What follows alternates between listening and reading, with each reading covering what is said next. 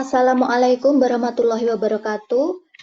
Saya Sandita Nur Indahsari, mahasiswa PPG Prajabatan Gelombang 1 tahun 2022, jurusan Pendidikan Bahasa Inggris di Universitas Muhammadiyah Malang. Saya akan mempresentasikan tentang perkembangan kognitif, emosi, dan sosial di SMA Negeri 3 Malang. Video ini dibuat untuk memenuhi tugas UTS mata kuliah pemahaman tentang peserta didik dan pembelajarannya dengan dosen pengampu Ibu DRA Tatit Manon Andini M. Hum.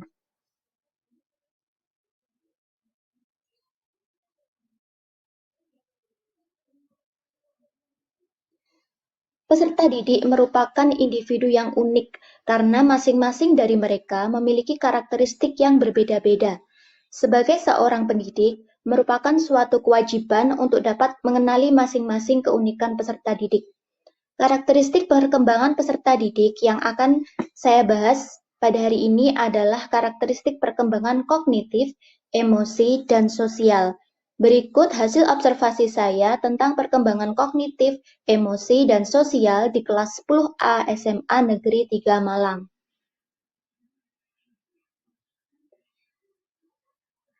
Sasaran observasi. Peserta didik yang saya amati adalah seluruh anggota kelas 10A di SMA Negeri 3 Malang. Saya memilih kelas 10A karena selama PPL ini saya mendapat tugas untuk melakukan praktik mengajar di kelas ini, sehingga saya mempunyai cukup waktu untuk mengamati karakteristik perkembangan mereka, meliputi perkembangan kognitif, emosi, dan sosial. Jumlah anak di kelas 10A adalah 32 yang terdiri dari 10 anak laki-laki dan 22 anak perempuan dengan rentang usia 15 sampai 16 tahun.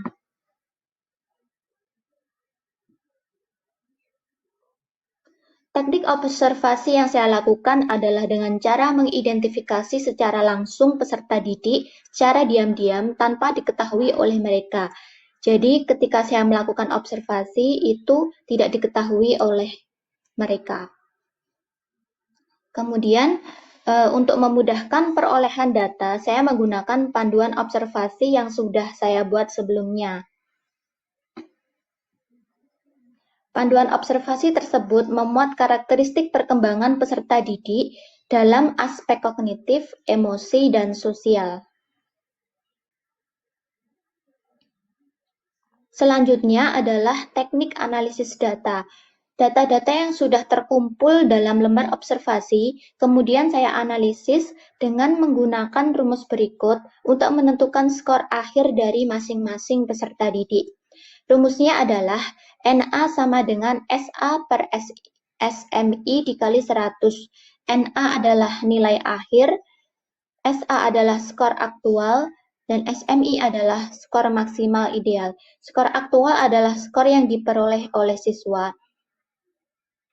Jika hasil skornya adalah 76 sampai 100, maka tergolong sangat baik. Jika hasilnya 51 sampai 75, maka tergolong baik. Jika hasilnya adalah 26 sampai 50, maka tergolong cukup baik. Dan jika hasilnya adalah 5 sampai 25, maka tergolong kurang baik. Selanjutnya, data yang sudah saya peroleh saya tampilkan dalam bentuk diagram lingkaran.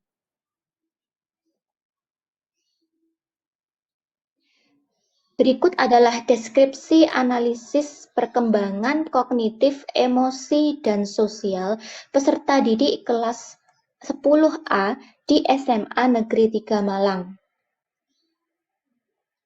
Aspek yang pertama adalah perkembangan kognitif. Dari diagram lingkaran berikut, diketahui bahwa besaran perkembangan kognitif peserta didik adalah 68,75% pada kategori sangat baik.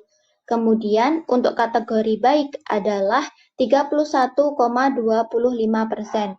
Kemudian pada kategori cukup baik adalah 0% atau tidak ada. Diketahui bahwa persentase terbesar terletak pada kategori sangat baik, yaitu 68,75%. Maka dapat disimpulkan bahwa perkembangan kognitif peserta didik kelas 10A mayoritas adalah sangat baik. Peserta didik mampu berpikir tentang apa yang akan terjadi. Maksudnya adalah mereka sudah mampu berpikir tentang apa yang akan dilakukannya di masa yang akan datang. Kemudian, peserta didik juga sudah mampu mengaitkan materi dengan kehidupan nyata. Jadi, ketika pembelajaran berlangsung dan diminta untuk memberikan contoh-contoh, itu mereka sudah bisa memberikan contoh-contoh yang akrab dengan kehidupan mereka sehari-hari.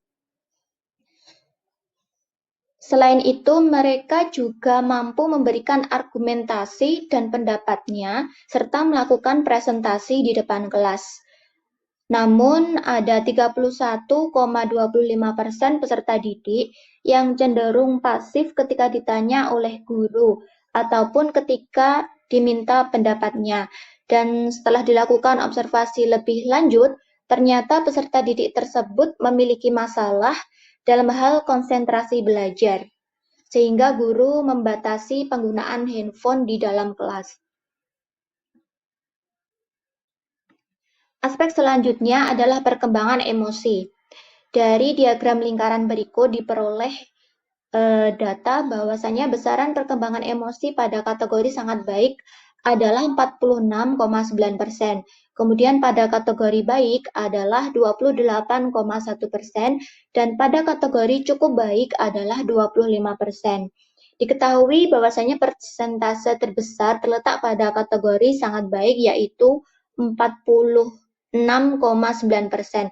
Maka dapat disimpulkan bahwa perkembangan emosi peserta didik kelas 10A mayoritas adalah sangat baik. Ada beberapa emosi yang ditunjukkan oleh peserta didik. Yang pertama adalah rasa ingin tahu. Rasa ingin tahu peserta didik ini nampak ketika peserta didik itu aktif bertanya di dalam kelas. Kemudian ada rasa cemas karena tidak semuanya itu mengerti akan materi yang diterima. Jadi mereka itu cemas ketika nanti tidak mendapatkan nilai yang baik ketika mengikuti ujian. Berikutnya adalah rasa senang dan gembira. Peserta didik yang senang dengan materi yang disampaikan akan cenderung aktif dalam mengikuti pembelajaran, sedangkan yang tidak suka atau tidak berminat untuk mengikuti pembelajaran itu cenderung diam dan menutup diri atas pelajaran yang disampaikan.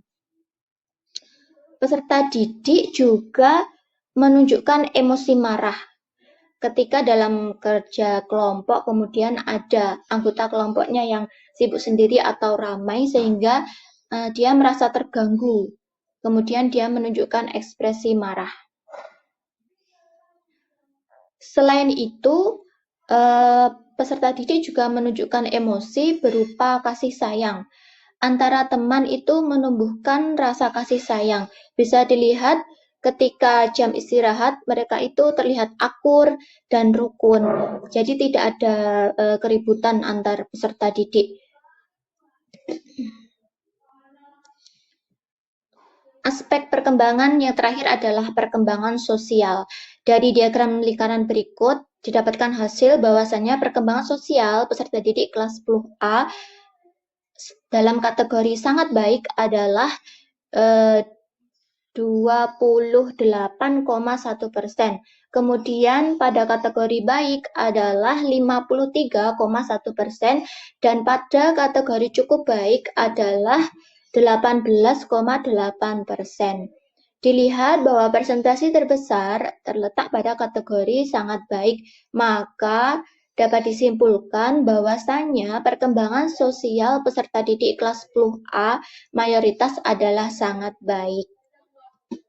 Peserta didik mampu bekerja sama dengan kelompoknya. Mereka tidak membeda-bedakan teman, mampu berinteraksi dengan teman dan guru, serta menunjukkan rasa hormat kepada yang lebih tua. Itu ditunjukkan ketika mereka bertemu dengan guru, mereka menyapa, kemudian berjabat tangan atau istilahnya salim, kemudian mengucapkan salam juga. Namun peserta didik itu belum menemukan jati diri mereka atau identitas diri mereka. Salah satunya itu adalah karena mereka itu masih memiliki sifat labil dalam mengambil keputusan. Sifat labil ini menimbulkan adanya ikut-ikutan dalam kegiatan yang negatif. Contohnya adalah pergi ke kantin ketika jam pelajaran itu sedang berlangsung.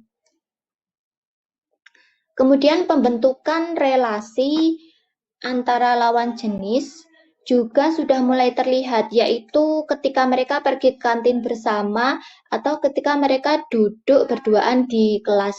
Jadi dalam kelas itu kan satu bangku ada 2 anak, nah itu ada yang laki-laki dan perempuan duduk bersama.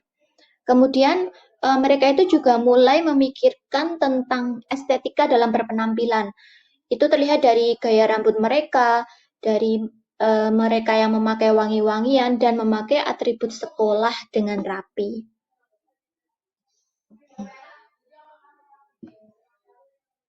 Berikutnya adalah kita sampai kepada kesimpulan umum. Jika pada umumnya perkembangan kognitif, emosi, dan sosial peserta didik pada fase E yaitu kelas 10 di SMA Negeri 3 Malang sudah tergolong baik.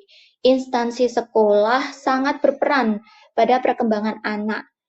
Nah, kita sebagai mahasiswa, calon guru yang telah melakukan observasi, kita juga harus mempersiapkan diri untuk menjadi tenaga pengajar dan pendidik yang dapat memberikan kontribusi yang berkualitas mengenai perkembangan peserta didik kita di masa depan.